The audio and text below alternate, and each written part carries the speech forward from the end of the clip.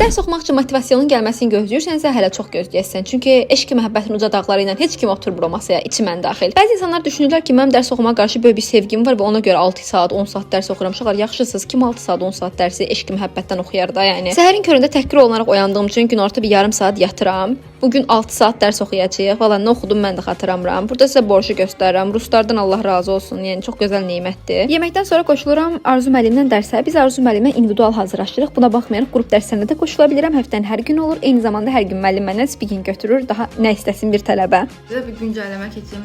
3 saat 42 dəqiqə dərs oxuyuram. Nə etmişəm bu dəqiqələr ərzində? Mənə də məchuldur sözün açığında demək lazımdır. Reading işləmişəm. Bir də speaking eləmişəm 4 saatdır. Anlamıram, necə verimsiz də dərs oxumuram əslində. Niyə bu qədər saat çox çıxır ki, fikrim yox. Saat su gibi axıb gedir. Dərsi belə başıma qoyuram, deyirəm, part 1 məsələn də. Başımı qaldırıram 5 saat gedir. Nasıl oluyor bu? Nasıl anlamıyorum. Sadəcə 5-ə qal. Hələ vaxtımız var. Devam.